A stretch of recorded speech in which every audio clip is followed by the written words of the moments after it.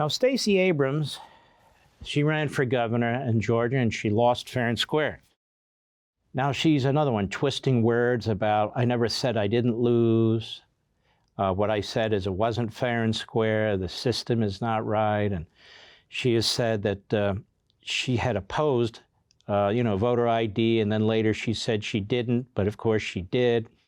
You had record turnout in 2020 in Georgia. You had record turnout in 2018. There's no voter suppression going on in the state of Georgia.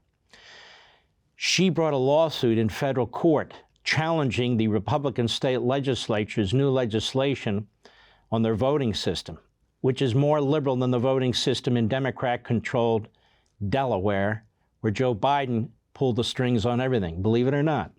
And then you had all these phony corporatists who left the state or who boycotted the state, you'll remember, in the Major League Baseball All-Star game. So she brings this federal lawsuit, winds up in front of a federal judge who was appointed by Barack Obama. And it's a long opinion, and in the end, what does he say? He says the voting system is not suppressing people, and it's not racist. She lost. She lost. Now, doesn't stop her from lying.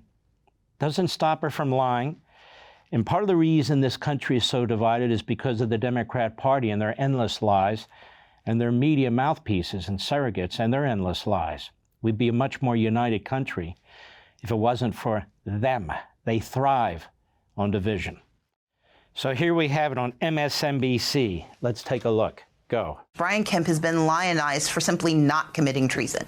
We have yet to see anyone investigate what does it mean to just be lionized for the basics of doing your job. For 246 years, every other governor managed to not commit treason. Every Secretary of State managed to not commit treason. But what he has done is be the architect of a voter suppression law that is already harming Georgians this year. 64,000 people have had their right to vote challenged, including groups, white supremacist groups, who've used the Brian. Okay, stop. Look at the language she uses. The Republicans leading the state of Georgia are pretty much rhinos, sort of center-right or even center Republicans. She talks about voter suppression. There's no evidence of voter suppression. She talks about the challenges. What's happening is, as a matter of federal law, please listen to me, state voter rolls are supposed to be thoroughly examined as a matter of federal law, passed by Congress and signed by a prior president and prior to Trump.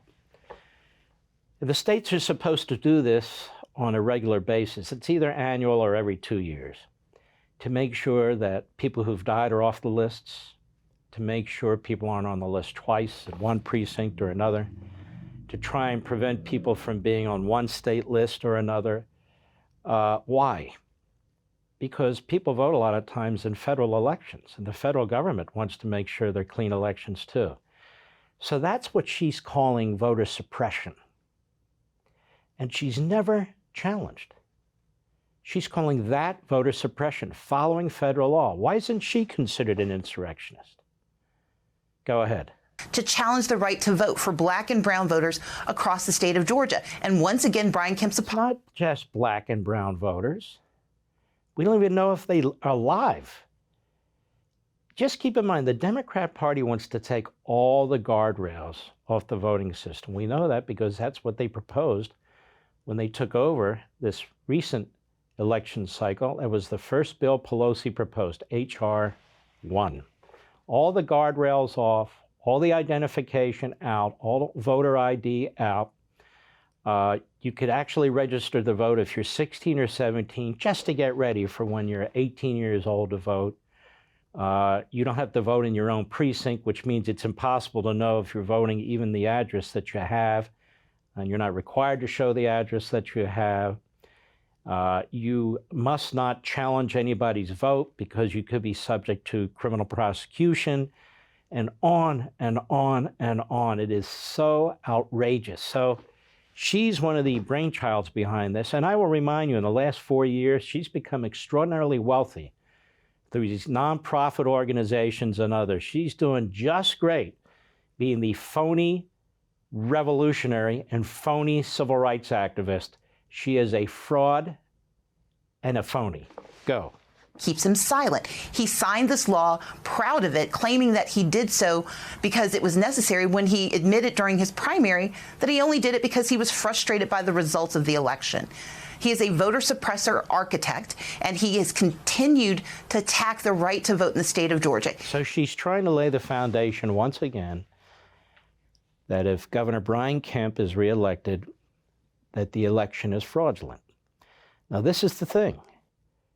You hear this from the propaganda, corrupt media, day in and day out, giving voice to these Democrats.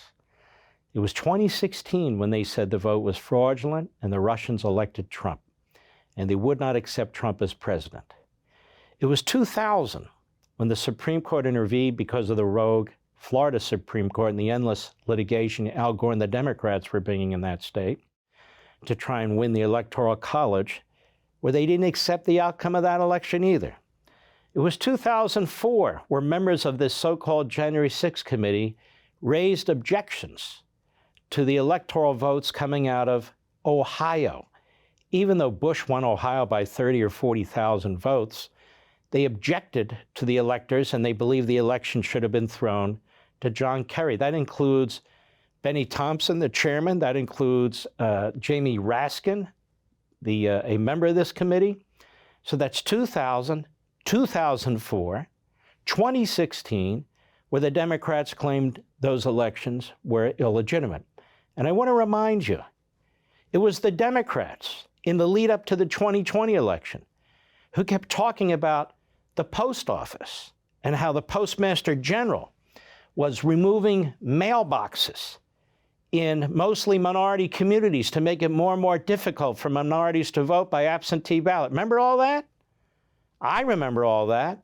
And that the post office wasn't capable of handling the votes. And so they were trying to set up the narrative that if Trump won in 2020, the election was illegitimate. So Trump raises, in many cases, I think, legitimate questions, certainly when they come to the Constitution of the United States that we've talked about, where governors and courts and unelected bureaucrats are changing the election rules in violation of the federal Constitution. Nobody had a problem with that on the left. And now, of course, they turn around and say, you reject democracy.